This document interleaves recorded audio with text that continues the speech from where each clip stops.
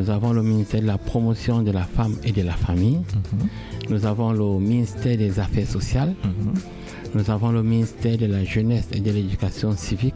Et sur ça, je voudrais dire vraiment merci à Mounouna Foutou, qui non seulement nous reçoit, mais suit nos actions sur le terrain et nous a donné une liberté dans tous les centres multifonctionnels de promotion des jeunes à travers la nation. Donc 347 CMPJ, nous avons une latitude de déplacement. Et enfin, le ministère des Relations extérieures. Donc, c'est un institut à une grande vision.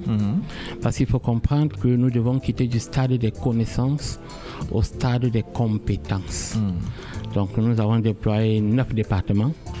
Nous avons le département des énergies renouvelables, nous avons énergie solaire, biogaz, déchets. Nous avons déployé le département de l'assistance sociale. Et où nous avons assistance sociale et animateur psychosocial. Et là, il faut préciser que nous sommes en notre 7e promotion. C'est une grande première pour la nation camerounaise même. Parce qu'en fait, l'École nationale des assistants des affaires sociales, l'ENAS, qui formait les travailleurs sociaux au Cameroun, a fermé et on a mis sur pied l'INTS, l'Institut national du travail social. Et depuis 18 ans, les jeunes étaient comme ça. Nous avons eu la grâce, le privilège que le ministère des Affaires sociales nous a fait confiance, nous a accordé le partenariat et nous avons commencé à former et à envoyer dans toute la nation camerounaise. Nous avons des produits formés et envoyés dans 8 des 10 régions du Cameroun actuellement. Et nous allons encore plus loin. Le ministère de la Défense nous a fait confiance et désormais nous formons le personnel MINDEF. Donc c'est dit que nous déployons dans le domaine du social. Nous avons les technologies de l'information, donc infographie, webmail, graphisme comme partout. Nous avons le travail humanitaire et là nous sommes en train de pousser à notre troisième promotion et la région de l'Est et celle du Grand Nord en bénéficient. Actuellement d'ailleurs plusieurs sont en formation là-bas, en stage professionnel. Nous avons le développement durable, nous avons la gestion et management comme partout, secrétariat bureautique, secrétariat comptable et autres. Nous avons la sécurité informatique, la cybersécurité, la cybercriminalité. Et enfin, nous avons le département des langues où je voudrais peut-être m'attarder un peu. La dernière en date, c'est le sommet Russie-Afrique. Le président Vladimir Poutine a annoncé officiellement d'ailleurs que l'ouverture officielle du centre linguistique russe du Cameroun. Et je vous assure que ce centre est à Douala. Et c'est un centre qui dépend directement du Kremlin. Et l'Institut Chekina a le privilège d'être un sous-centre agréé qui implémente ça dans toute la nation camerounaise.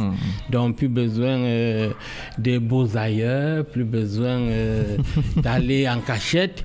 Officiellement, venez vous faire former en langue au lieu d'aller faire une année de langue en Russie. Et la deuxième année, avant d'étudier, vous venez simplement à l'Institut Chekina, vous passez votre année de langue et vous allez plus tard. Oui, mais je tiens à préciser que le russe n'est pas seulement pour la Russie, c'est pour 30 États post-soviétiques. Ça veut dire que si vous allez en Moldavie, vous allez apprendre le russe et le moldave. En Estonie, le russe et l'estonien. En Lituanie, le russe et le lituanien. Donc dans tous les cas, vous allez apprendre le russe. Vous devez connaître le russe. C'est une opportunité de venir à l'Institut Chekina, se faire former à coût très réduit en langue russe et avoir des opportunités parce qu'en fait, par l'entremise du centre linguistique russe, ce sont les universités qui nous font des propositions, que nous avons des bourses pour des jeunes, qu'ils viennent. Certaines personnes, scolarité gratuite, d'autres scolarité, logement gratuit. Donc en fait, en venant à l'Institut Chekina, vous assurez votre avenir proprement. Nous avons pratiquement les langues un peu atypiques. Nous avons par exemple le braille, qui est la langue pour les non et malvoyants. Nous avons le braille, nous avons la langue des signes, qui est pour les sourds-muets. Donc nous avons les langues un peu atypiques. Là, nous avons le russe, nous avons l'allemand, nous avons l'hébreu, nous avons le grec. Nous avons le grec ancien ou... Oui, non, l'hébreu ancien.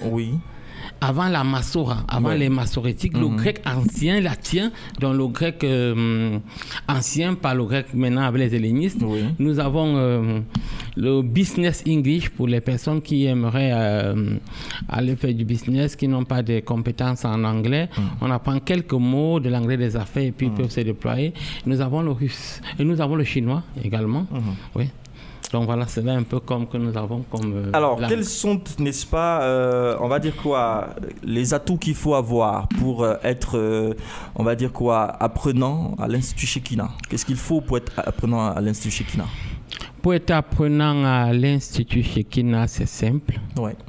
Il suffit d'avoir votre photocopie de carte d'identité, la photocopie de votre diplôme. Il suffit d'avoir d'autres éléments tels qu'une enveloppe, une rame, les frais d'inscription. Mais en fait, vous passez un entretien. Si l'entretien est bon et qu'on se rassure que votre vision cadre avec ce que vous avez dans votre esprit, ce qu'on va faire simplement, c'est qu'on va vous accepter. Mais si on se rend compte que c'est pour fournir un prochain chômeur,